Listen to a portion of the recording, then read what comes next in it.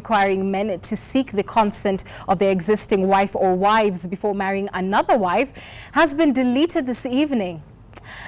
This means men are now free to engage in polygamy without the approval of their existing spouses. Another amendment that requires anyone objecting to a Christian marriage to have a written notification stating their reason was also passed. We're going to look at that report by Sylvia Chebet in a very short while. But first, listen in to some of the proceedings in Parliament. When you before the pastor and you want to do you want to say I do, someone just appears from nowhere and say, oh, this is my wife. Chairman, we must bring provisions of this nature to deter people who are coming to claim other people's property, Mr. Chairman. Is it right for the member to refer women to property? Before they used to come to churches and raise up their hand. Now if this you give them in this law, they will sit somewhere at Serena and they plan how to stop the marriage of my good friend Wafula Munyinyi, and I won't allow that. If we agreed that we are going to allow children to marry because they are Islamic, then we can go ahead and say among those who don't have access to registration or to other people within. Thank you very much. It is not fair. So to me, adult means 18. As you can tell, there was a lot of discussions on different things, some of them not yet passed. But let me start with you, Prof. What do you say to those who argue that essentially what we have seen today in Parliament and for a while now, in as far as women are concerned in any piece of legislation, has been just basically men using their superiority in numbers to push their own agenda? I think that is a little naive if we go that way. It's not about men looking for opportunities. What we are facing is a bigger problem, the desire by many African societies to preserve their own cultural practices, and the same desire to become closer to the former colonial master. You look at our constitutional dispensation, it has a lot to do with the English common law, and yet it is not rooted in our own cultural practices. So the conflict between that desire to be British and the desire to preserve the African constitutional situation is what is bringing about this heat that you are witnessing in Parliament. Somebody can say it is because of the men trying to lord it over women. It isn't true. If you look at our constitution, which also women participated in making, you look at Article 44. 44 talks about it recognizes the importance of culture, and a part of this is the cultural practices that we have in Africa. And then it comes down to Article 45, which talks about marriage, and it talks about consent that should be given. I mean, the obligations are equal at that level. And then finally, it talks about the question of 53 about the sanctity of family and that family will be protected. Mm-hmm. So if you read those three sections of the Constitution very clearly, mm-hmm. you see that everybody has a voice, and this voice is reflected on different sections of the Constitution.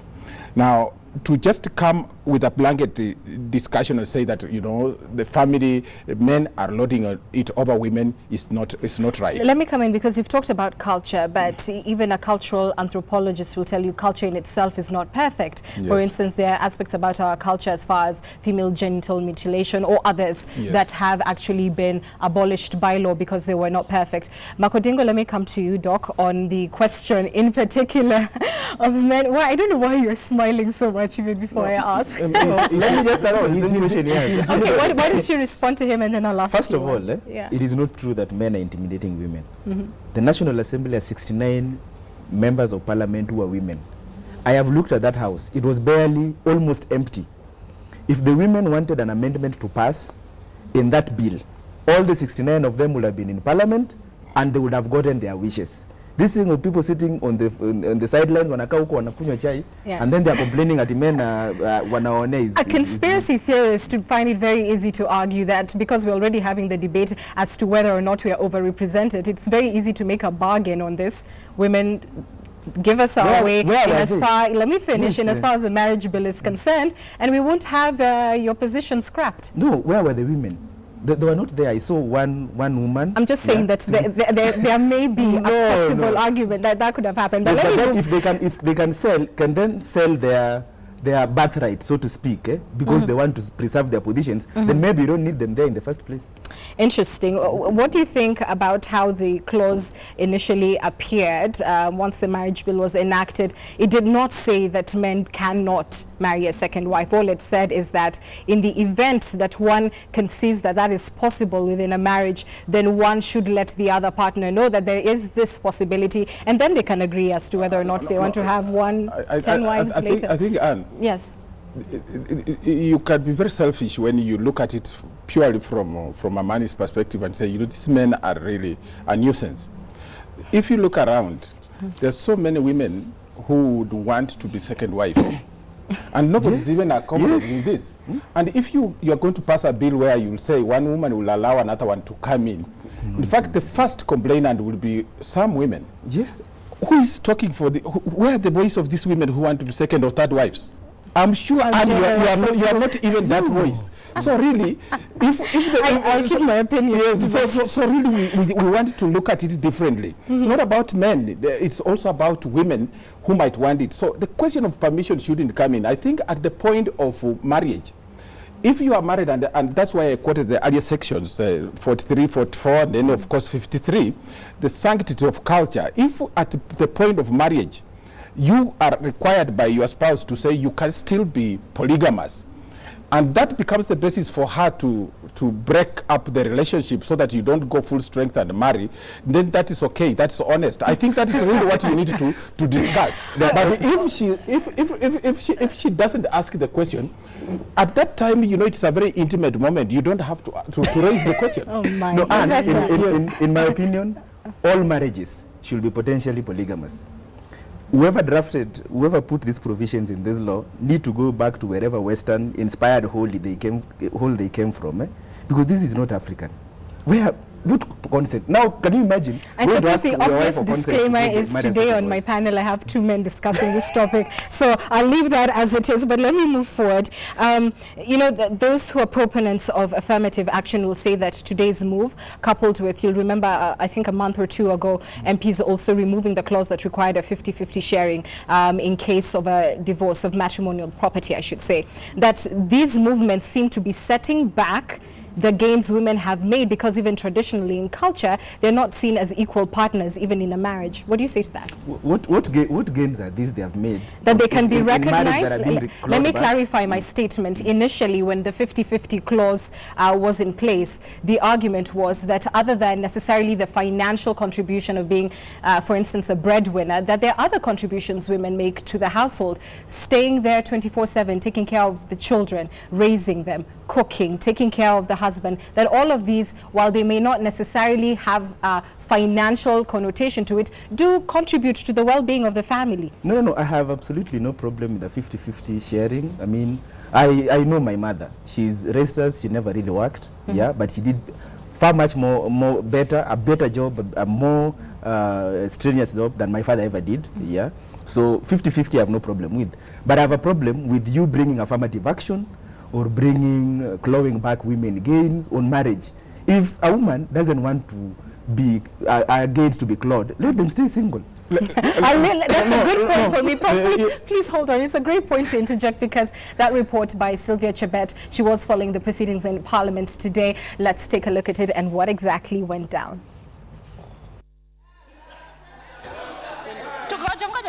Mr. Chair, we want to notify the House, all the women of this House has walked out. This was occasioned by what was clearly the most controversial amendment to the marriage bill, an amendment that sought the deletion of the provisions requiring men to notify and seek consent from their existing wife or wives if they intended to marry another wife. They are in the Kalenjin community, under customary law, women or wives that you have married, you do not inform them of the coming of the second wife or the third wife.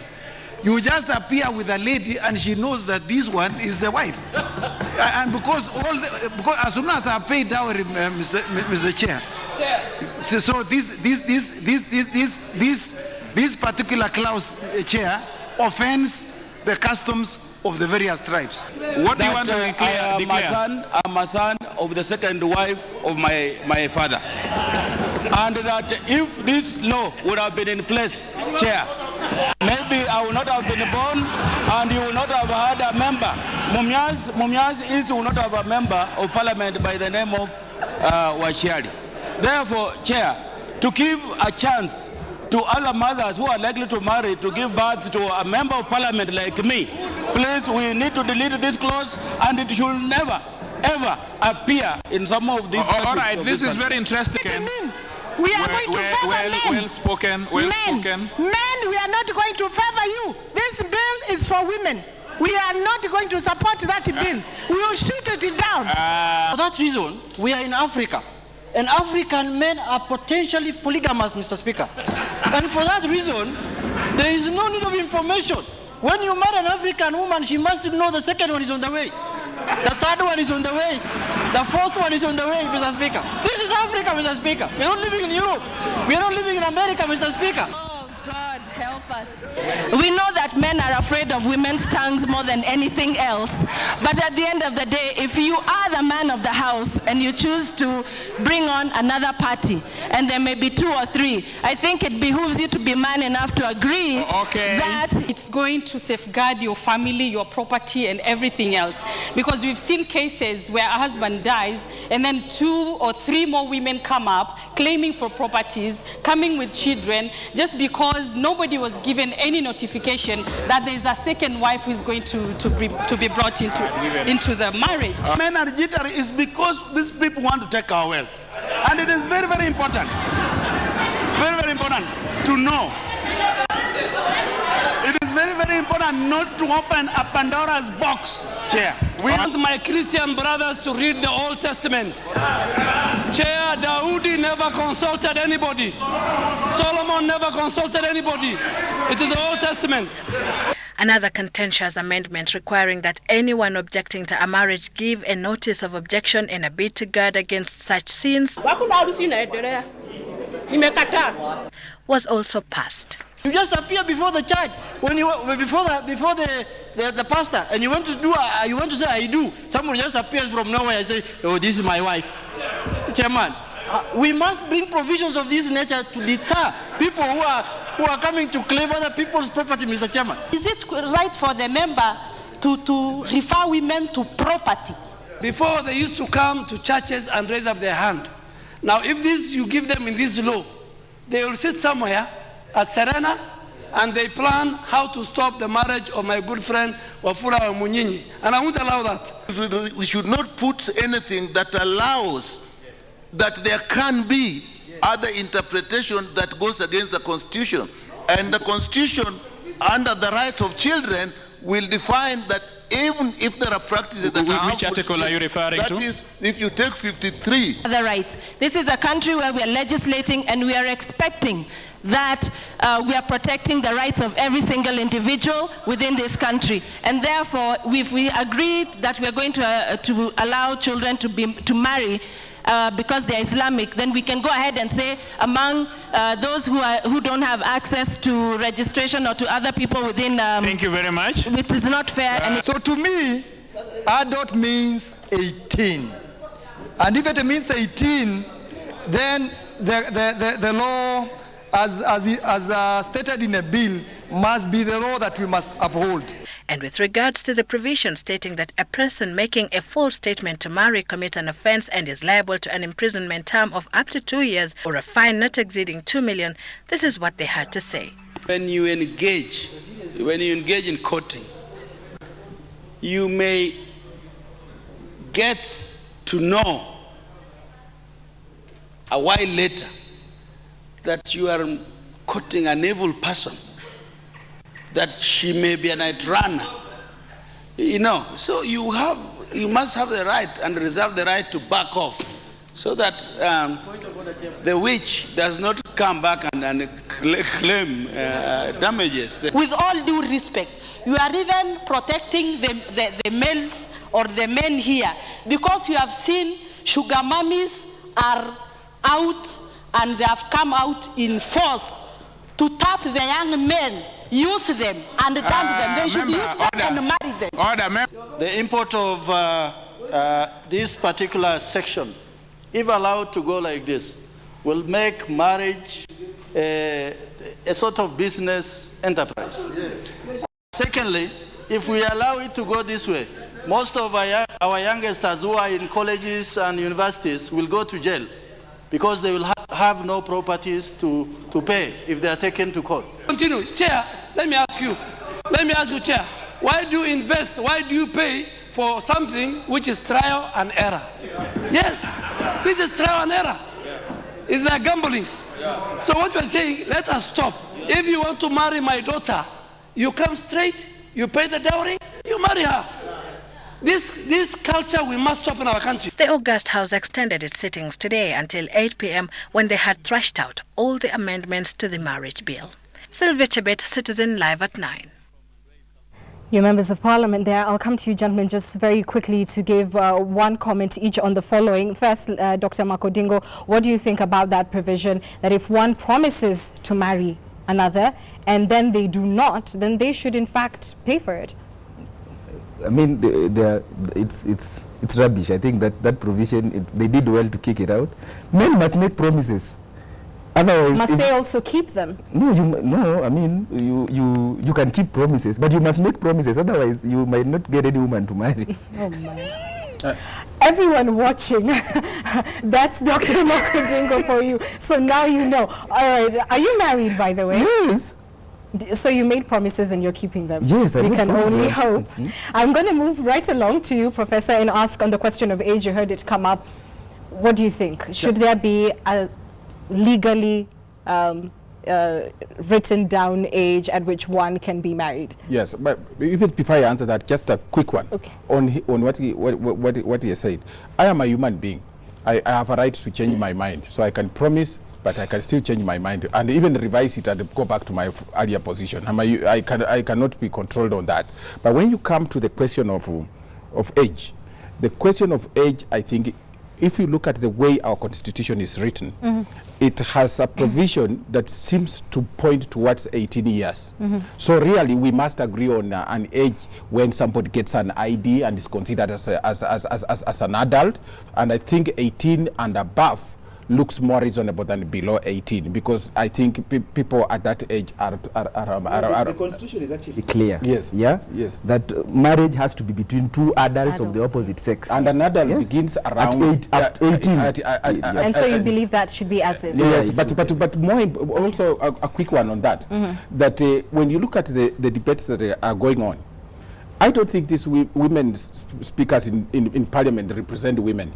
If you put this question to the referendum and you say only women will vote, they will vote for these amendments.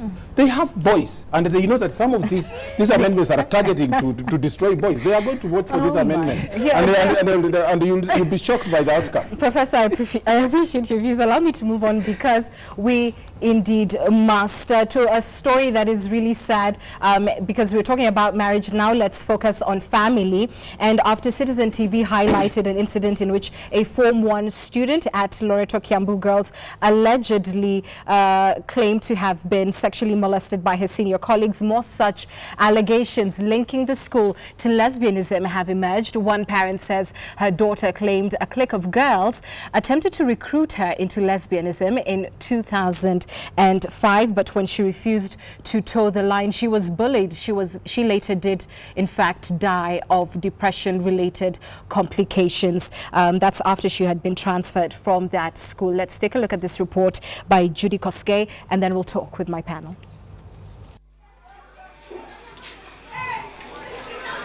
It has been a quiet home since. But there is always one reminder, her presence, they call it. Haikuwekwa hapo kimakosa, iliwekwa hapo na sababu. Hii picha ni ya Nancy when she was in standard 6.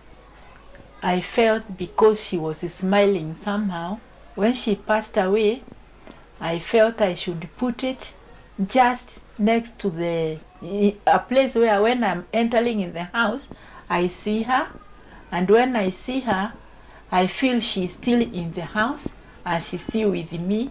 A shadow that has been haunting them for almost a decade.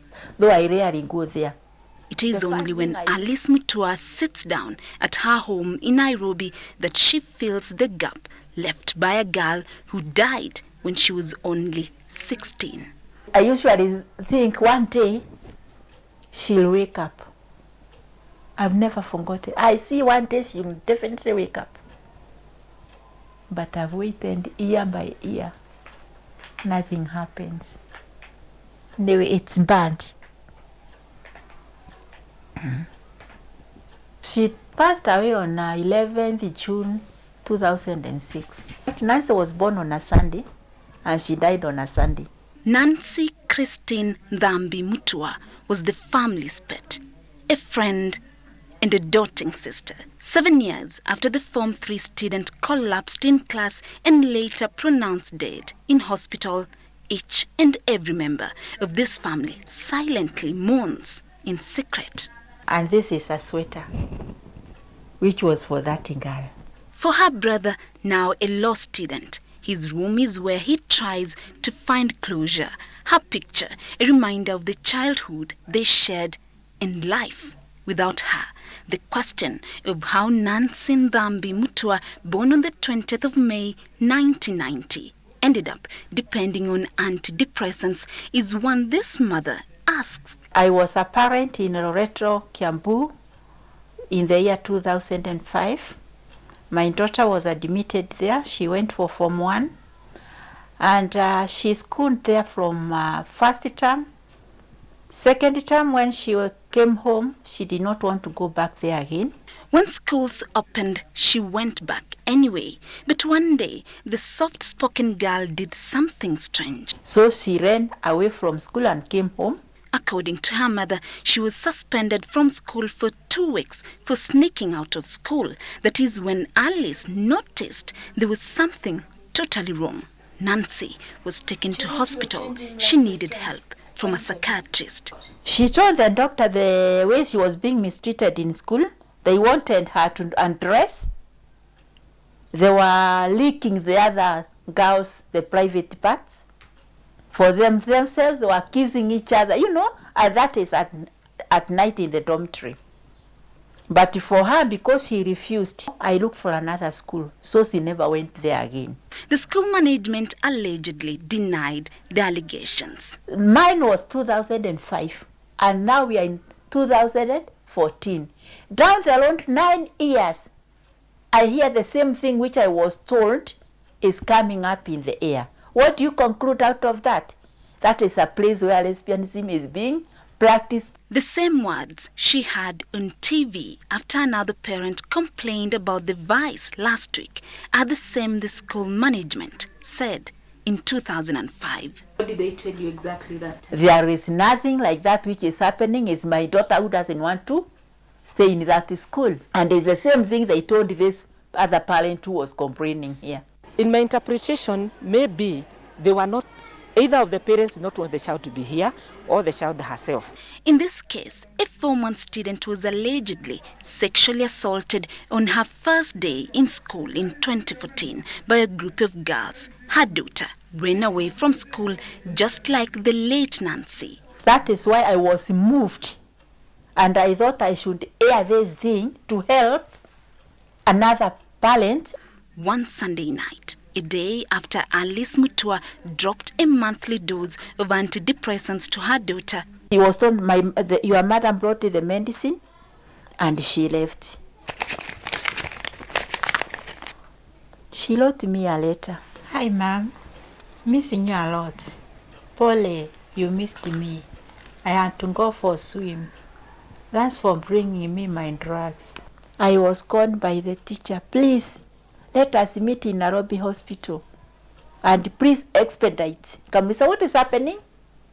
No, just come. Nancy has developed breathing problem.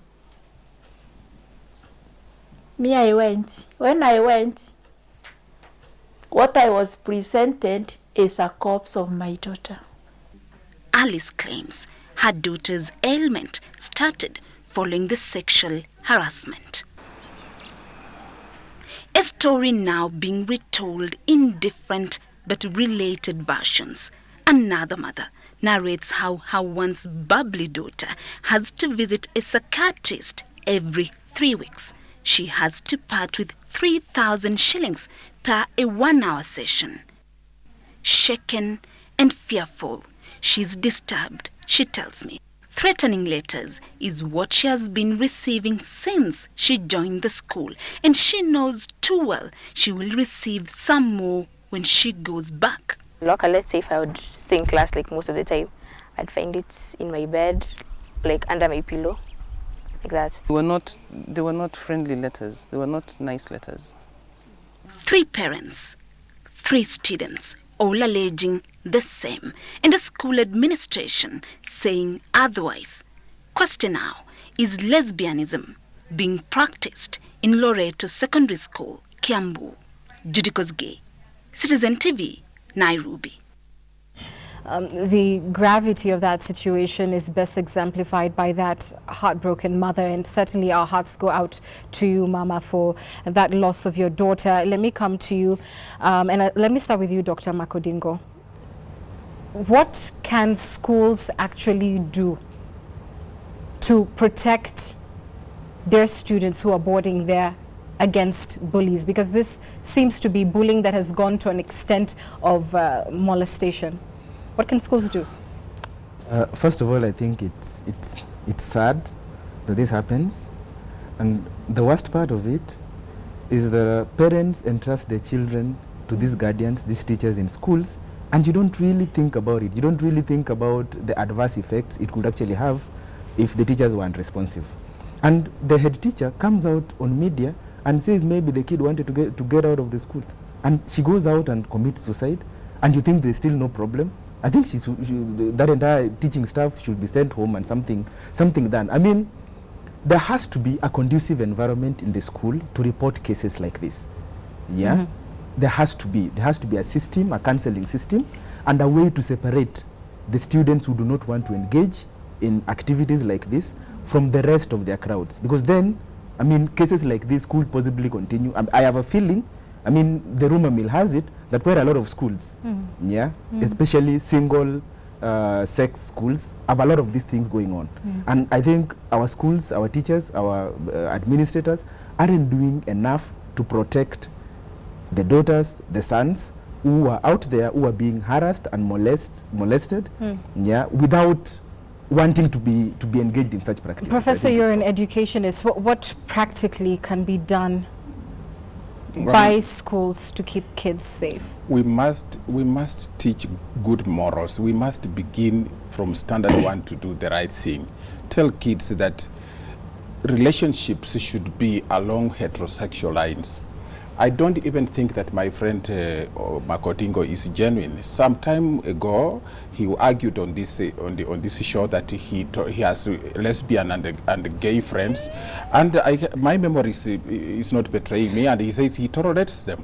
These people are hatched out from schools. Why do you tolerate them, Bwana Makodingo, in your daily life when you are now condemning them? Just hold on 1 second, Professor. I think it's an important conversation, but let's put it in context. Yes, when we had that discussion on homosexuality and the agitations to have it legalized, or at least not illegal, we were talking about adults. Now we are talking about minors who are being molested. So I think it remains two very different things. That's the point, that they are learning habits that they will practice as adults. So we have to deal with this. In fact, when I saw this on television yesterday, I developed a stomachache, and after seeing this, what Nancy's mother has just said, I now have an excruciating headache, because it is the core of it's an attack on the core of our values as the Kenyan society. So we must, as a society, rethink the way in which we can deal with this thing at school level. The political establishment, the leadership, the adults should give the correct message. And the correct message is the one that is in the Constitution, that relations along heterosexual lines are wrong.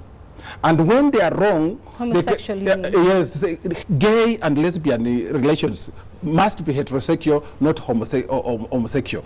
And when they learn that, even in the biblical teachings, in the Sunday schools, they grow up knowing that it is wrong. And then after that, there's something else that was banned in this school, in this society about 1978-79 when Daniel Arap Moi became president.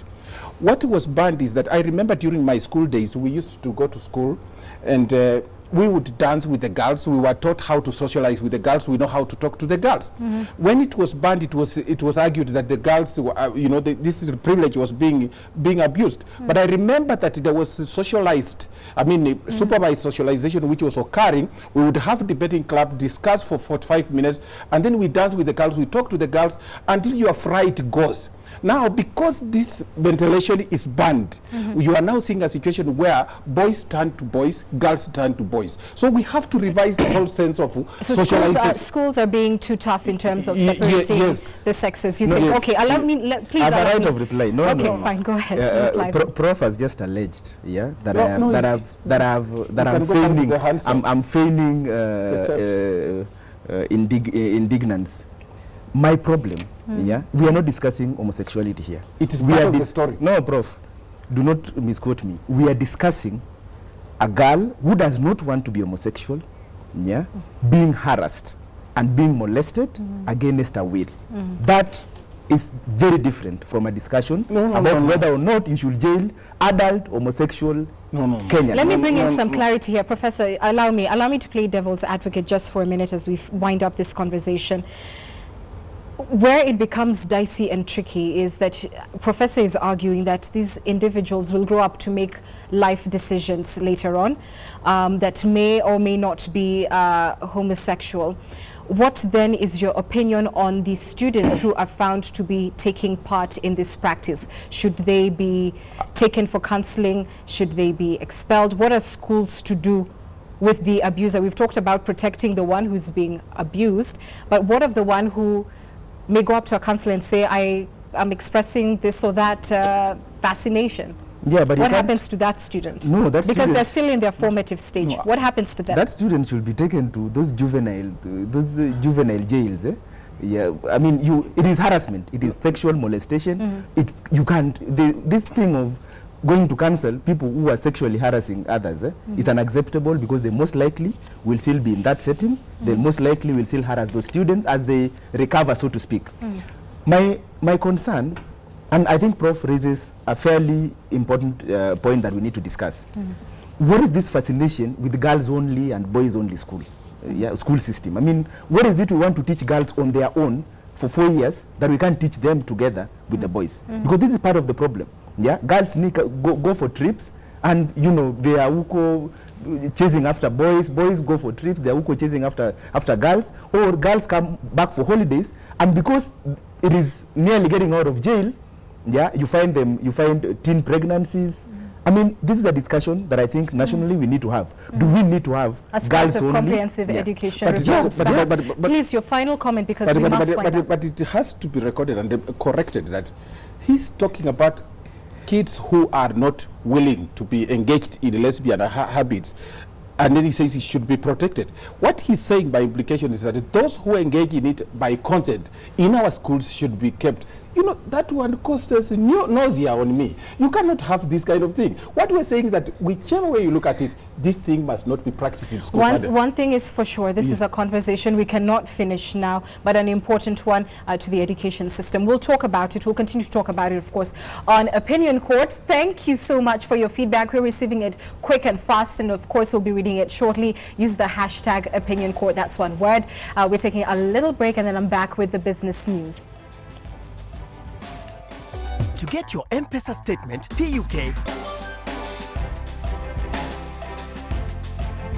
Welcome back to Citizen Live at 9 and our discussion on Opinion Court. Thank you for staying with us. We move to the final part, and earlier in this bulletin we brought you a report about the police reshuffle. We can now tell you that the National Police Service Commission says that it had no idea about that major reshuffle that was announced by the Inspector General David Kimayo. The Commission's chairman Johnston Kavuludi says he is not aware of those changes and only heard about it through media reports. Well, Kavuludi also says that he will be convening a meeting next week to deliberate on that matter. Gentlemen, what does this signal to you? We've previously seen the wars between the Police Service Commission and the Inspector General's office play out. We've seen them even affect police operations where there have been media reports of quote-unquote go-slows by the force because of that sort of dissonance in the centers of power.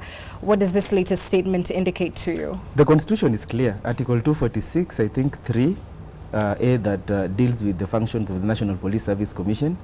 The key functions of the commission includes transfers and promotions. Yeah, they are hiring, they appoint police officers and everybody within the service to act in those positions, effect transfers and effect promotions.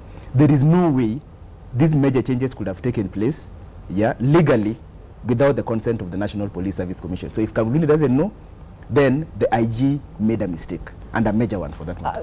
You are seeing adjacent, of course, to our image, the names of those who have been reshuffled. That's what's playing on the side. But Prof, let me come to you. Does it throw into doubt the credibility of the ongoing police reforms? You will remember, of course, a couple of weeks back, there were questions as to how it was being done. And now this reshuffle, which we thought perhaps may have been in line with the interviews that we have been seeing, seems to be one hand doing something without the other knowing. Does it throw into doubt the credibility of that whole process? First of all, I don't sympathize with the fact that Kavuludi was not consulted, because he has colluded to participate in a vetting process that the public had questions about, and he didn't seem to apologize. So he shouldn't be looking for our sympathy. But more important, I think my loyalty as a citizen of this country is on the Constitution. So what has happened, if indeed the Police Service Commission was not consulted on this matter, whoever did it, if it's the Inspector General, should be taken to court and be impeached for, in fact, sacked for having violated the Constitution. The penalty for violating the Constitution is very high, and the Constitution is very clear.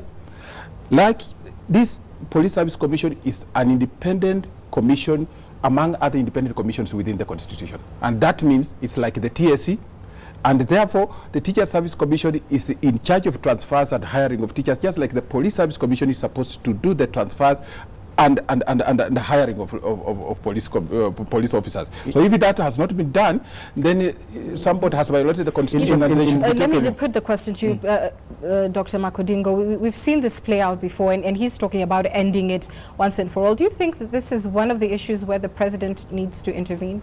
The president can't intervene. Yeah, the law is clear. I mean, the Constitution is clear. The whole reason, if you look historically, the reason we wanted the National Police Service Commission to be set up was to remove decisions like this from the hands of the Inspector General or whoever it is that was heading the police service. We are paying these people, we are paying that commission a lot of money to be a human resource, yeah, organization for the police service. It is their job, it is their core mandate to appoint, to transfer, to promote police officers. If they can't do it, if the Inspector General is going to do it on his own, then they don't need the commission. Yeah, and that is something that will require an amendment. In fact, what happens to end this once and for all, so that we don't keep having this back and forth? I actually thought that they had worked this thing out, that the commission was now working properly. Yeah, that some conversation had taken place. That is my understanding. I think someone needs to lock them in a room, so that they can figure out how to run. Because we cannot keep fighting with security. It's unacceptable. Not lock them in a room, lock them in a cell. Yes. Because they need to go to jail. For our security, we are joking. Yes, we should tomorrow, and if we have a problem with the police, with regard to security, like what you saw in Westgate, are you going to blame the Kavuludi team? Or are you going to blame the IG? The problem is that if they are not completely disconnected like they are, there can be security lapses and nobody will take responsibility. But also, the commission should not interfere with the work of the Inspector General and his other officers of the day-to-day operations of the force, because that is necessary. A command structure is necessary. They should leave that to them. But the IG should also leave the human resource functions of the service to the commission. Leave human resource to commission, take operational matters to the IG and his commanders. That is clear. That is already clear. That's already clear in the Constitution, and so there's no problem about that. Let people be locked in. Otherwise, the police cannot reform themselves. They are a sick department, and because they are sick, they need assistance. So if they continue doing this, this is what you call impunity. They are making mistakes, and they think when you make mistakes, you are not going to be punished. We can only hope that this matter will be resolved for the sake of citizens who direly need that protection in the wake of even terror threats that we've seen thwarted. Thank the Lord for that. So now it's time for us to take a look at your feedback. It's absolutely our most favorite time on this program. So let's read them out to you. This is what's coming in on social media. Seymour Dix, I think that is your handle. Now that men have been given the green light to bring in a second wife, what if the woman decides she wants to be married to two men? Good question. Let's move on. At Charles Ruto 2, you say police are equipped, but there is no strategic enforcement in handling and detecting explosives. Of course, you're referring to our introduction on the bulletin tonight. Thank you for that feedback. Let's take a look at what's happening on Facebook now.